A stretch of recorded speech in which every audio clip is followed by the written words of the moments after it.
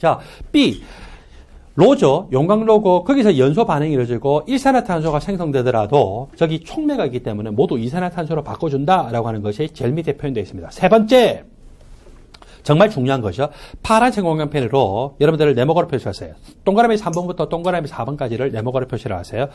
세 번째, 이 C관에서 H2를 흡수했고, 자, H2를 흡수했는데, H2가 흡수된 거를 어떻게 알아요? 질량으로 알죠. 그 U자관의 질량 변화가 바로 흡수된 H2의 질량이에요. 그리고 또, H2O의 질량을 알면은 뭐를 계산할 수 있습니까? H2의 몰수를 계산할 수 있죠. 몰수는 몰 질량분의 질량. 주의하셔야 되는 것이 H2O에는 여기 분자 한 개당 수소 몇 개이세요? 2개죠. 따라서 이 H2O의 몰수에 비해서 수소의 몰수로 환산하면 몇 배가 돼야 돼요? 2배를 해야 돼요. 거꾸로 계산하면 안 돼요. H2O, 그러니까 여러분들은 구조를 생각하세요. H2O 분자 한 개당 수소가 2개니까 H2O가 10몰이면은 수소 원자로 따지면 몇 몰이라고요? 20몰이겠구나. 그래서 그렇게 여러분들이 환산할 수 있어야 됩니다. 그리고 D관에서는 이산화탄소가 흡수됩니다. 이산화탄소는 산성이죠. 산성 기체를 흡수하려면 D관에 뭐가 있어야 될까요? 산성과 반응하는 염기성 흡습제가 존재를 해야 됩니다. 그래서 염기성 흡습제라서 여기서는 소다석회를 사용했는데, 자, 하여튼 염기성 흡습제가 이산화탄소를 흡수해서 이산화탄소의 질량이 얼마인가 알았고, 이산화탄소 질량을 몰 질량분의 질량에서 몰수로 환산하죠. 그 다음에 이산화탄소는 분자 한 개당 탄소 몇 개입니까? 한 개죠. 그래서 이산화탄소가 2몰이면 탄소 원자로 따져도 몇 몰입니까? 2몰이죠. 그래서 이산화탄소의 몰수가 바로 탄소의 몰수하고 똑같더라. 그래서 저게 여러분들한테 가장 중요한 겁니다. 자, 그리고 여러분들은 수소의 몰수가 얼마인지를 알았어요. 탄소의 몰수가 얼마인지를 환산했어요. 그리고서 그냥 끝날 수가 있는데, 만일에 탄소와 수소 말고도 다른 원소, 특히 산소가 존재하고 있다. 그러면은 그 산소의 몰수가 얼마인지 환산해야 되거든요. 그거 환산하려면은 다시 수소 원자의 몰수를 수소 원자의 질량으로 환산합니다. 질량은 몰수 곱하기 몰 질량. 또 탄소도 마찬가지로 질량으로 환산하셔. 그리고서 수소와 탄소와 또 산소가 시료 중에 있었으면, 시료를 구성하는 원소 중에 산소 있어요. 설탕 같은 거, 포도당 같은 거. 그래서 그런 거에 산소 있으면 산소 질량까지 합하면은 뭐가 될까요? 전체 시료의 질량이 되겠죠. 우리 전체 시료 질량은 내가 처음에 측정해서 알죠? 그 다음에 이거 지금 계산해냈죠? 그러면 뭐를 계산할 수 있어요? 산소가 얼마 있었냐. 그래서 산소의 질량을 알고 산소 질량으로부터 다시 산소의 몰수로 환산할 수 있습니까? 몰 질량분의 질량. 그래서 이렇게 해서 산소가 존재하는 것까지도 저 몰수를 저렇게 계산할 수 있고, 자, 주의 표시가 있죠? 주의 표시 밑에 있는 그대로 여러분들이 계산할 수 있어야 됩니다. 여러분들 교재 15쪽 아래쪽에 보니까 분자량 측정하는 건데, 분자량 측정하는 것은 굉장히 중요한 거예요. 마치 우리가 선 보러 가기 전에 사진이 나오기 전에는 우리 항상 뭐라고 이야기해요? 누군가 사진 보여주기에는 그 사람 키가 얼마야? 그 사람 체중이 얼마야? 그러잖아요. 그죠? 근데 이래서, 예, 그 사람의 체중이 120kg이야. 그럼 우리는 아예 나갈 생각을 해야 안 해요? 아예 나갈 생각은 안 하죠? 이제 그 사람 체중이 이래서 30kg이야. 그래도 어때요? 안 나가잖아요. 적중 체중은 뭐 얼마에서 얼마 있을 거 아니에요. 대략 남자로 따지면 적중 체중은 한 60에서 100일 테고, 여자로 따지면 그거보다는, 예, 그 범위가 좀 더 전체로 낮아지겠죠. 그죠? 그래서 최저 질량이 얼마인가요? 예? 최저 무게가? 저는 몰라요. 자, anyway, 저는 어떻게 저희 집 사모님하고 이렇게 사게 됐냐면은, 대충 내가 들 수 있는 한계를 넘어서나 안 넘어서나, 내가 들 수 있는 한계를 넘어서지는 않는 거구나. 그래서 저는 이제 했는데, anyway, 질량 측정하는 거 굉장히 중요해요. 그래서 아까 그 이야기를 했죠. 예를 들어서 질량을 10의 마이너스 15승그램, 이 정도 스케일까지를 직접적으로 측정할 수 있는 방법을 개발하면 무조건 어때요? 노벨상 타요. 제가 노벨상 받을 수 있는 여러 가지 테마를 가르쳐 줄게요, 앞으로. 예. 그래서 노벨상 타는데 그건 사실 불가능해요. 말이 될 수가 없어요. 그래서 분자량을 간접적으로 측정해야 되고, 그거는 굉장히 중요하죠. 자, 여러분들이 마킹 표시하세요. 첫 번째로, 저분자량 물질 분자량 측정하는데, PV equal nRT라고 하는 공식을 이용해서 저분자량 물질을 측정합니다. 자, 동그라미 2번 옆에다가, 1번의 동그라미 2번 옆에다가 큰 불가사리 표시한 게, PV equal nRT고, 저건 무슨 식입니까? 이상기체 상태 방정식이죠. 이 강의실 안에 있는 공기 분자는 이상기체에 가깝다, 멀다? 이상기체에 가깝죠. 거의 이상기체의 거동을 보여요. 어떻게 알 수 있을까요? 충분히 온도가 높고 충분히 부피가 큰 상태, 압력이 낮죠. 그래서 대부분의 기체는 그것의 기체 압력이 1기압 근처이면은요, 볼 필요 없어요. 무조건 이상기체 거동을 보이고 있어요. 그래서 한 100기압이다. 그러면은 기체 분자 간의 거리가 평균적으로 가깝기 때문에 이상기체 거동에서 벗어나는데 적어도 10기압 이하, 거의 1기압 근처에서는 전부 이상기체입니다. 그래서 이상기체 거동을 보이고, 그러므로 원래 고체로 존재하든지 액체로 존재하든지 기체로 존재하든지 상관없어요. 고체는 압력을 낮춰오면은 그것이 승화가 될 수 있잖아요. 기체도 압력 낮추고 온도 좀 올리다 보면 온도를 수백 도를 안 올려도 그것이 압력이 낮아짐에 따라서 끓는 점이 낮아져가지고 또 마찬가지로 어때요? 예, 기화가 될 수가 있거든요. 그래서 기체로 만들면 돼요. 온도가 몇 도인지는 상관없어요. 그래서 PV 이퀄 nRT, 그래서 몰 수는 몰 질량분의 질량이죠. 그래서 몰 질량하고 PV를 서로 이완을 해가지고, 이항을 해가지고, 그래서 이 몰 질량은 얼마가 된다고요? 몰 질량은 PV분의 WRT. 그래서 그 공식을 통해서 우리가 구하면 되죠. 여기서 몰 질량이라고 하는 것은 PV분의 WRT. 질량은 우리가 용기 속에 그 기체 물질을 넣기 전후의 질량을 측정하면 돼요. 온도는 온도계 읽으면 되죠. 그 다음에 압력은 압력계 눈곱 읽으면 되죠. 부피는 이미 용기의 부피를 내가 알잖아요. 그죠? 그래서 저렇게 분자량 쉽게 측정할 수 있습니다. 증기압 내림을 통해서도 저분자량 물질의 분자량 측정할 수 있는데, 여러분들 환산해 보세요. 그리고서 저한테 확인 받으시면 되는데 시험에 안 나오기 때문에 제가 여기서는 생략. 동그라미 4번을 가세요. 끓는 점 오름이나 어느 점 내림을 통해서 분자량 측정하는 것은 굉장히 또 단골로 나오죠. 동그라미 4번에다가도 큰 불가사리 표시를 하세요.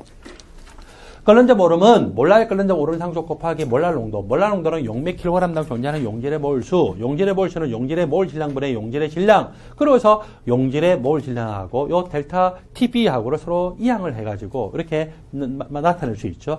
예, 몰랄 끓는 점 오름 상수라는 것은 그 용매가 뭐냐에 따라서 이미 정해져 있는 값이에요. 그 다음에 용질의 질량 내가 측정하기 전에 이미 질량 측정했겠죠? 그리고 끓는 점 오르면 실험적으로 측정하면 돼요. 용매 질량도 내가 집어넣기 때문에 몇 킬로그램인지 알죠? 그래서 이렇게 해서 이 몰 질량을 측정할 수 있고, 어느 점 내림을 이용해서 몰 질량 측정하는 것도 공식이 똑같아요. 그래서 저거는 여러분들이 이미 이 연습을 많이 했을 거라고 생각하고 반드시 암기하셔야 됩니다.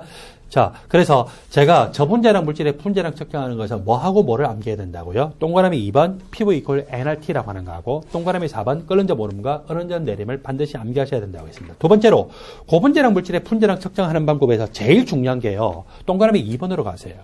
삼투압에 의한 판토프식을 이용을 해서 분자량을 측정하도록 하는 거죠. 자, 여기다가 파란색 큰 불가사리 표시하세요. 실제로 제가 저런 문제들이 나오기 전에 저거 나와요라고 계속 강조했고, 나왔을까 안 나왔을까요? 요즘 단골로 돌아가면서 계속 나오고 있답니다. 그래서 여러분들은 반드시 암기하도록 하세요. 파이 이퀄 CRT이고, C라고 하는 것은 몰 농도예요. 몰 농도를 대문자 M으로 표현해도 되고 대문자 C로 표현해도 됩니다. 그리고 이것은 몰 농도 차이라고 적어도 되는데, 그러면은 몰 농도 차이가 맞을까요? 몰 농도가 맞을까요? 둘 다 맞아요. 저 몰 농도 차이라고 하면은 저장액, 즉 묽은 용액과 고장액, 진한 용액의 농도 차이죠. 한쪽이 맹물이에요. 그러면 어때요? 농도 차이가 다른 농도가 있는 그것의 농도잖아요. 그죠? 그래서 그냥 몰 농도라 해도 상관없고, 몰 농도는 용액 1리터당 존재하는 용질의 몰수. 그래서 용액의 리터 단위로 나타내는 부피 분의 몰수. 그리고 몰수라고 하는 것은 몰 질량분의 질량이죠. 그래서 여기 V를 먼저 곱하고 난 다음에, 그리고 이것은 몰 질량분의 질량으로 치고, 몰 질량하고 파이브를 서로 이항을 하게 되면은 결국 이제 이런 식으로 나타낼 수 있고, 자, 삼투압을 우리가 실험적으로 측정하는 거예요. 부피 내가 알아요. 내가 그 용액을 만들었기 때문에 용액 부피를 얼마로 맞추는지 내가 알죠. 그리고서 그때 분자량 측정하려는 것에 질량을 저울로 재고해서 집어넣기 때문에 알아요. 온도는 눈곱 읽으면 돼요. 이렇게 해서 분자량 측정할 수 있습니까? 분자량 측정할 수 있죠. 삼투압에 대한 판토프식을 통해서 고분자량 물질의 분자량을 비교적 정확하게 측정을 할 수가 있어요. 자, 그 다음에 고분자량 물질의 분자량 측정을 해보니까 1번이 뭐라고 되어 있어요? GPC. GPC는 Gel Permeation Chromatography. 보통 생물학 책에서는 GPC라기보다는 SEC라고 표현하죠. 사이즈 익스클루전 크로마토그래피라는데, 여러분들 생물 시간에 잘 배우고 있지만 제가 그냥 혼자서 빨리 독백하듯이 처리하고서 넘어가도록 하겠습니다. 자, 이게 젤이에요. 고분자 물질인데, 고분자 물질이고, 우리 눈에 이 알갱이가 굉장히 작게 보여요. 젤이고, 여기 수없이 많은 다공성 통도들이 있어요. 다공성 통도가 있는데, 이때 다공성 통도의 이 폭 자체가 어떤 거는 가늘고 어떤 거는 굵어요. 그래서 이렇게 이 다공성 통도의 이 폭 자체가 제각각 다 다르거든요. 이랬을 때 분자량이 큰 게 내려올 때는 큰 게 내려올 때는 사이사이로만 내려오든지 안 그러면 어때요? 이렇게 굵은 통로로만 내려오기 때문에 비교적 빨리 내려오고 분자량 작은 게 내려올 때는 어떻게 해요? 자기가 이 사이도 통과할 수 있지만 이 비교적 좁은 통로로도 하나하나 다 통과하는 거예요. 그래서 마치 여러분들이 저기 삼성역, 코엑스 옆에 삼성역이 있죠? 코엑스 옆에 삼성역에서 지금 이 강의실에 있는 강남역으로 온다고 생각하세요. 그때 공사를 하는 거의 이 자동차 차선을 3개씩 잡아먹는 차량 보신 적 있으세요? 그런 차는 어디밖에 못 오냐면은 테헤란로로만 오는 거예요. 테헤란로 오니까 이 차량은 어때요? 그냥 이렇게 직진해서 오니까 이 통과하는 거리 자체가 짧죠. 그런데 오토바이 타는 아저씨가 역류는 안 해요. 왜냐면 내려와야 되니까. 그렇죠? 자, 삼성역이 출발해 역류는 하는데 골목마다 다 갈 수 있는 거예요. 골목. 역류는 안 해요. 역류는 안 하지만 아주 골목마다 다 갈 수 있으면 그러면 어때요? 물론 이 차는 느리게 오고 이 차는 빠르게 오고 생각하지 마시고 속도가 똑같다고 생각하면 얘는 어때요? 경과 길이가 기니까 한참 뒤에 나오겠죠. 근데 차선을 한 개 정도 잡아먹는 차는요, 마찬가지로 이제 내려와요. 왜 이제 이렇게 될 수밖에 없냐면은 이 알갱이들이 중간중간에 이렇게 있기 때문에 장애물로 작용할 수가 있고, 하여튼 큰 거는 이 사이로만 나오게 되니까 빨리 나오죠. 그 다음에 이제 알갱이들이 있기 때문에 알갱이 어떤 거에 보면 이렇게 통로가 있으면 통로 쪽으로 삑 돌아가가지고 이렇게 나오기도 하니까 그만큼 길어지겠죠. 그 다음에 차선을 한 개 잡아먹는 자동차라고 생각하세요. 그 차는 어때요? 이렇게 갔다가 골목은 아니지만 비교적 넓은 도로 있잖아요. 그죠? 그래서 이쪽으로 갔다가 저 역삼동 어디로 이렇게 이쪽으로 갔다가 또 이제 차선이 있으니까 그렇게 해서 거의 도곡동으로 갔다 이렇게 올 수는 있는지 모르겠는데 하여튼 이렇게 해서 적어도 오토바이보다는 어때요? 그래도 차가 크기 때문에 통로 자체가 좀 제한되겠죠. 그러다 보니까 분자량이 클수록 어때요? 빨리 나오고 분자량이 작을수록 느리게 나오겠죠. 그 시간을 측정을 하는 거예요. 그래서 시간을 측정하고, 그래서 이 시간을 측정하는 원리인데 표준물질이라는 것은 분자량을 알아요. 분자량이 크기 때문에, 예를 들어서 분자량이 10만짜리가 분자량이 10만짜리는 빨리 나오니까 이 정도만큼 나왔어요. 그리고 분자량이 그거보다는 좀 큰 거 있죠. 예를 들어서 2 곱하기 10의 4승이다. 2만짜리는 그거보다는 시간이 많이 걸리니까 2 곱하기 10의 4승은 시간이 그거보다 많이 걸리니까 여기에 나올 거예요. 이렇게 해서 분자량이 예를 들어서 5천짜리가 있어. 5 곱하기 10의 3승. 이거는 그거보다는 또 시간이 많이 걸리겠죠. 이렇게 해서 표준 물질을 가지고서 이게 그래프를 딱 만들어요. 이 그래프는 내가 만들 필요가 없어요. 컴퓨터가 알아서 다 계산을 해줘요. 그리고서 내가 분자량 측정하려고 하는 물질을 집어넣어서 했더니 시간이 이만큼 나왔다. 그러면 어때요? 이 직선 그래프에 딱 맞는 이 분자량이 계산이 되나요? 계산이 되죠. 그래서 저런 식으로 해서 분자량을 구하는 것이 바로 뭡니까? GPC라고도 하고 SEC라고도 하죠. 제로가 제일이었기 때문에 제일을 투과를 하는데 그때 분자량이 클수록 많이 투과해요. 분자량이 작을수록 골목골목마다 많이 투과해요. 분자량이 작을수록 퍼미에이션 패스웨이가 길어지죠. 그래서 그걸 저렇게 알갱이로 채워가지고 크로마토그래피의 원리를 했기 때문에 GPC라고 나오고, 또는 크면 클수록 어때요? 사이즈가 배제가 된다라고 해서 사이즈 익스클루전 크로마토그래피라고도 하죠. 생물 시간 이미 다 배워서 이해하고 있었남요?